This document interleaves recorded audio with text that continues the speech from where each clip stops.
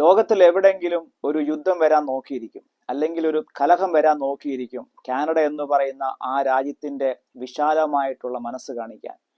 പിന്നെ അങ്ങോട്ട് റെഫ്യൂജി സ്റ്റാറ്റസിൽ എങ്ങനെയെങ്കിലും ആ രാജ്യത്തു നിന്ന് ആളുകളെ ഈ രാജ്യത്തിലേക്ക് കൊണ്ടുവരാനുള്ള ഒരു വലിയ ബന്ധപ്പാടിലായിരിക്കും ഈ കാനഡ എന്ന് പറയുന്ന രാജ്യം.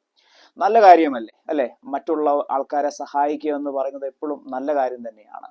എന്നാൽ ഇപ്പോൾ സഹായിച്ച് സ്വന്തം പൗരന്മാരെല്ലാം ഏതാണ്ട് പട്ടിണിയിലേക്ക് തള്ളിവിട്ടിരിക്കുകയാണോ ഈ രാജ്യമെന്ന് നാം സംശയിക്കേണ്ടിയിരിക്കുന്നു. ഇവിടെയുള്ള പൗരന്മാർ തന്നെ ഇപ്പോൾ രംഗത്ത് വന്നിരിക്കുകയാണ്. നിങ്ങൾ മറ്റുള്ള രാജ്യങ്ങളെ ഊട്ടാനും ഉറക്കാനും നിങ്ങൾ വെമ്പൽ കൊള്ളുമ്പോൾ സ്വന്തം പൗരന്മാർ ഇന്ന് എങ്ങനെയാണ് ജീവിക്കുന്നതെന്ന് നിങ്ങൾ ചിന്തിക്കുന്നത് നല്ലതാണ്. ഇപ്പോൾ കഴിഞ്ഞ കുറച്ച് ദിവസമായിട്ട് സോഷ്യൽ മീഡിയ എല്ലാം വളരെയധികം ക്യാമ്പയിൻ നടക്കുകയാണ്. വാരിക്കോരി മില്യൺ കണക്കിന് ഡോളറുകളാണ് മറ്റുള്ള രാജ്യങ്ങളിലേക്ക് കാനഡ ഓരോ വർഷവും അയച്ചുകൊണ്ടിരിക്കുന്നത്. ഇത് നിർത്തലാക്കൂ.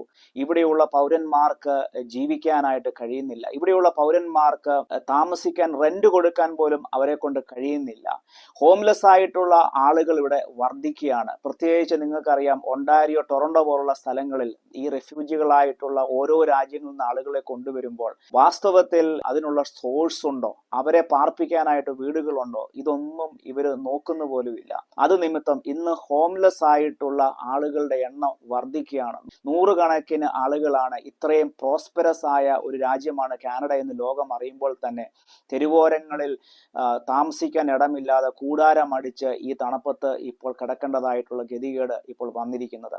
അതുമാത്രമല്ല, ഗ്രോസറി സാധനങ്ങൾക്ക് കുത്തനെ വില കൂടിയിരിക്കുന്നു. ഇവിടെ സാധാരണക്കാർക്ക് പോലും ജീവിക്കാൻ പറ്റാത്തതായിട്ടുള്ള സാഹചര്യങ്ങൾ. അൺഎംപ്ലോയ്മെന്റ് റേറ്റ് കുത്തനെ കൂടുകയാണ്. ജോലിയില്ല. പുതിയ ബിസിനസ് സംരംഭങ്ങളൊന്നും തുടങ്ങുന്നില്ല. എല്ലാ കമ്പനികളും ലേ ഓഫ് കൊടുക്കുകയാണ്. മനുഷ്യന് ജോലിയില്ലാതെ എങ്ങനെയാണ് ജീവിക്കുന്നത്? സ്വന്തമായിട്ട് വീട് വാങ്ങിച്ചവർ പോലും വീടുകളെല്ലാം എങ്ങനെയെങ്കിലും വിറ്റ് വാടകയ്ക്ക് പോകേണ്ടതായിട്ടുള്ള ഗതികളിലേക്ക് വരുന്ന ഒരു സാഹചര്യം. അതുമാത്രമല്ല, ഈ കാനഡയുടെ ഹെൽത്ത് കെയർ സിസ്റ്റം, നൂറുകണക്കിന് നേഴ്സുമാർ, ആയിരക്കണക്കിന് നേഴ്സുമാർ ഇവിടെ പഠിച്ചിറങ്ങിയിരിക്കുന്നു. എന്നാൽ പുതിയതായിട്ട് ആളുകളെയൊക്കെ ഹയർ ചെയ്ത് ഇവിടുത്തെയൊക്കെ ഹെൽത്ത് സിസ്റ്റം ഒന്നും ഇംപ്രൂവ് ചെയ്യാനൊന്നും അവർക്ക് ഫണ്ടില്ല. പുതിയ ആളുകളെ, ഡോക്ടർമാരെയൊക്കെ ഹയർ ചെയ്യാനായിട്ട് ഫണ്ടില്ല. അതുപോലെ ഗ്രോസറി സാധനങ്ങളെല്ലാം കുത്തനെ കൂടുകയാണ്. അതൊക്കെ ഒന്ന് പിടിച്ചു നിർത്തി എന്തേലും ഒക്കെ ഒരു എക്സ്ട്രാ ഫണ്ട് കൊടുത്ത് ഇൻവെസ്റ്റ് ചെയ്ത് ആളുകളെ ഒന്നും ശാന്തമാക്കാനായിട്ട് ശ്രമിക്കാൻ അവിടെ ഫണ്ടില്ല. ഇങ്ങനെ എല്ലാ രീതിയിലും വളരെ കട്ടപ്പുകയായി ഇവിടുത്തെ പൗരന്മാർ തന്നെ ഇന്ന് ജീവിക്കു പോകുമ്പോൾ ഈ കഴിഞ്ഞ ദിവസം ഞെട്ടിക്കുന്ന ഒരു വാർത്തയാണ് അതിൽ വെളിവരുന്നത്. നിങ്ങൾക്ക് ഈ ഒരു ലിസ്റ്റ് നോക്കിയാൽ നിങ്ങൾക്ക് മനസ്സിലാകും. കാനഡ ഒരു വർഷം മാത്രം 13 ബില്യൺ ഡോളറാണ് വിവിധ രാജ്യങ്ങൾക്ക് വേണ്ടി ഡൊണേഷൻ കൊടുക്കുന്നത്. അതിലെ ആഫ്രിക്ക ആൻഡ് മിഡിൽ ഈസ്റ്റ് തന്നെ എടുത്തു കഴിഞ്ഞാൽ നിങ്ങൾക്ക് കാണാം, എത്യോപ്യയ്ക്ക് 190 മില്യൺ, സൗത്ത് ആഫ്രിക്കയ്ക്ക് 160 മില്യൺ, അതുപോലെ തന്നെ ഡെമോക്രാറ്റിക് റിപ്പബ്ലിക്കിന് 140 മില്യൺ, മൊസാംബിക്കിന് 140, ടാൻസാനിയ 140. ഏഷ്യൻ രാജ്യങ്ങളിലും കൊടുക്കുന്നുണ്ട് കേട്ടോ. ബംഗ്ലാദേശിന്, പാകിസ്ഥാന്, മ്യാൻമാറിന് 10 മില്യൺ വീതം. അതുപോലെ തന്നെ നൈജീരിയ, ഉഗാണ്ട, ഗാന അവർക്കുമുണ്ട് 10 മില്യൺ. ഇങ്ങനെ ഇതൊന്നും പോരാഞ്ഞിട്ട് united nation programme, world bank, global fund, international NGOs എന്ന് വേണ്ട സകലത്തിനും വാരിക്കോരി കൊടുക്കുകയാണ്.